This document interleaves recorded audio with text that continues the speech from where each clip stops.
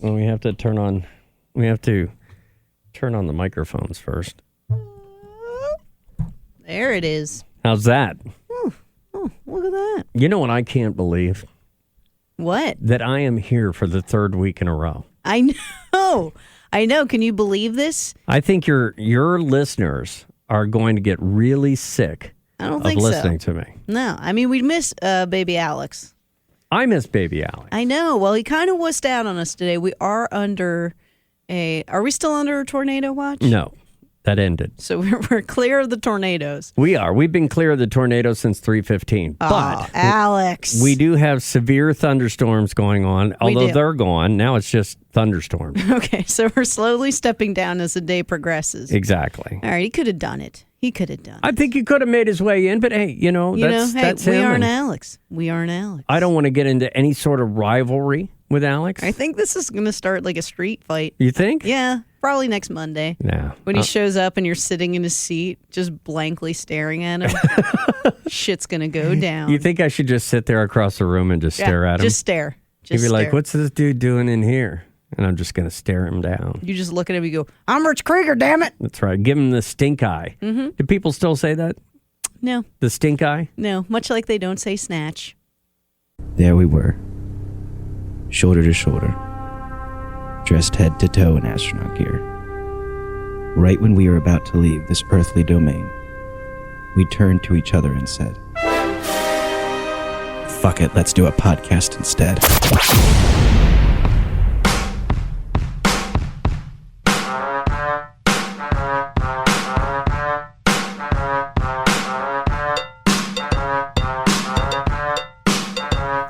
Welcome to We Could Have Been Astronauts. I'm Melissa Mann. I'm Rich Creeger for the third week in a row. Oh, hi, Rich Creeger. Hey, Melissa Mann. Hey, did you know that 7% of American adults thinks that chocolate milk comes from brown cows? How stupid are people?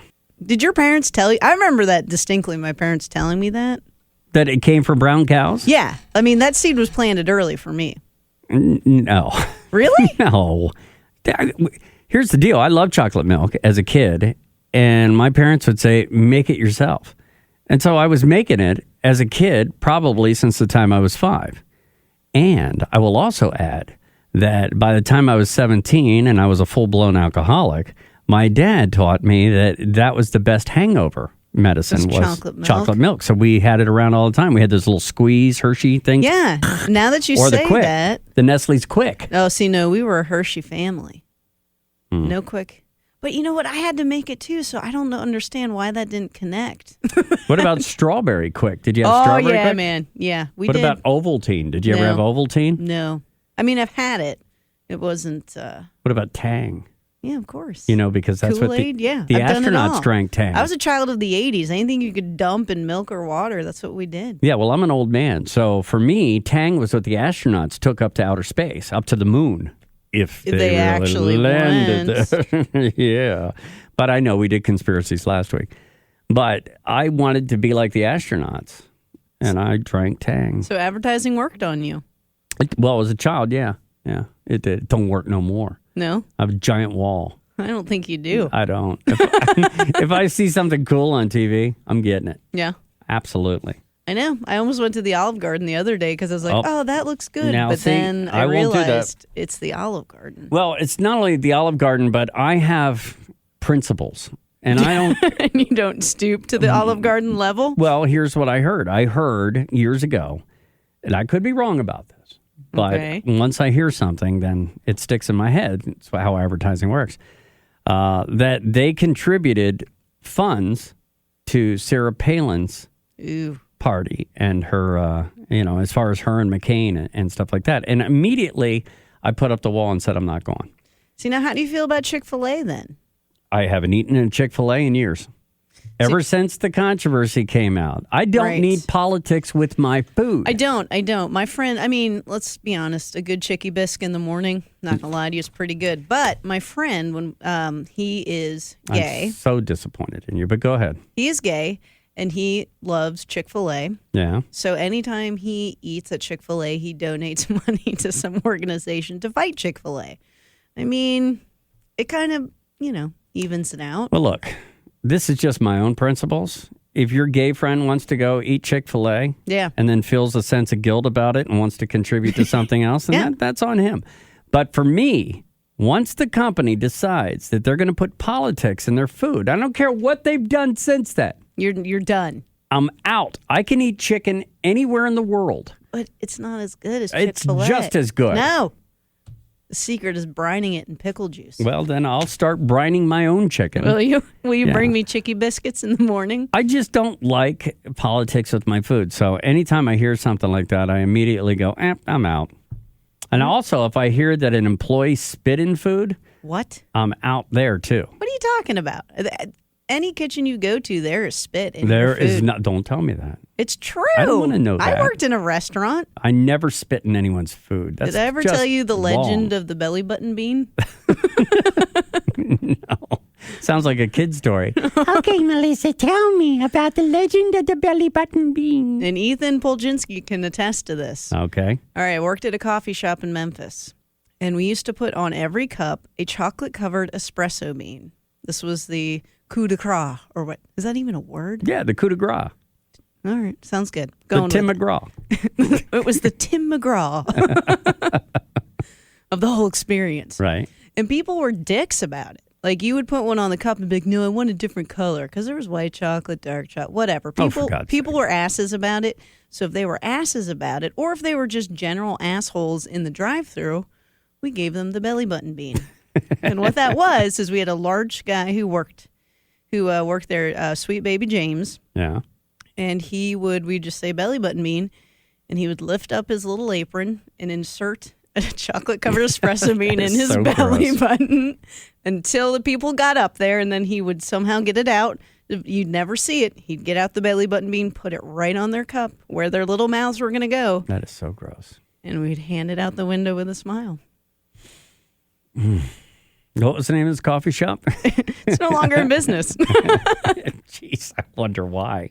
Well, I don't think the belly button bean was what killed it. But That is so gross, man. well, but you know what? Some people deserve it. Do they? Yes. You don't mess with food. Look, Whatever you do. Well, then you don't mess with the people who are giving you food. That is what it comes down to. Well, I'll be honest with you. I agree with that. But on the other side of things, customer service.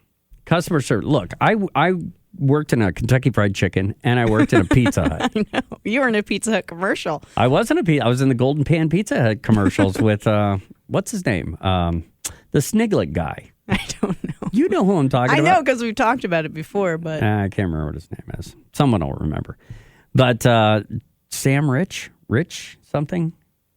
okay, It's sounds going to good. drive me crazy. Yeah. That's beside the point. But yeah, people came in and abused me all the time. And what did you do to their food? Nothing. Bullshit. I did nothing. I got angry about it, but I grew up in the age of where the customer is always No, right. they aren't. Yes. And that's what they would say. They would say, No. Rich, the customer is always right. And I would... I grew up in the generation of, no, we're going to get you back. Well, see, I can't do that to people, and I find that horrifying that people would actually... Oh, no, it happens. It happens more than you think. All right, well, here, look. Snig... Are you looking up at that guy in the commercial? Yes, I need to know. I need to know. Oh, What was boy. his name? Why will this thing not work for me? Because we're under a severe thunderstorm threat. Oh, for God's sake, hold on a second. Can't do this to me. You can't do this to me. All right, here we go. Snig. It has nothing to do with anything other than the fact that you brought it up. And that- Rich Hall. Rich Hall. Wasn't he a game show host too? I don't know. He lives in England now, and he does a lot of stuff over there. He's extremely wealthy, and he was an extremely nice guy. He Okay. was actually on Saturday Night Live. And you guys co-starred season. in a Pizza Hut commercial. I don't know if we were co-stars. I mean, as years have gone by, I put myself in the co-starring role. Your pizza, sir. But the truth of the matter is, I was just a bit part player, an extra, and that's about it. But Golden Pan Pizzas were part of Pizza Hut back in the day. I remember. Do you remember? Yeah. It's 1987. Yeah. You were 7 years old. Yeah. Did you We crave did this them? thing for school called Book It, where you have to read a book, and every time you read a book, you had this pin, and you would go to Pizza Hut with, I guess your teacher would write something, and you go to Pizza Hut, and you would get a free personal pan pizza, and they'd give you a little silver star to put on your bucket pin. No kidding. Yeah. You didn't do that? I didn't do that, no. It was in the 80s. Well, the kids probably came in and brought them in, and then I just smiled at them and threw them in the trash afterwards. I don't remember. No, it was a coveted pin. I do remember. I bet you coveted it, but I just coveted my sanity, and I had to wait on kids, or like high school kids, and be a waiter at the lunch area at the lunchtime, and I had to put my hair in a hairnet. Whoa! And other kids would make fun of me. Yeah. Yeah, I showed them that, didn't I? I started a Golden Pan Pizza commercial with a guy whose name I can never remember. Yeah, you got them back.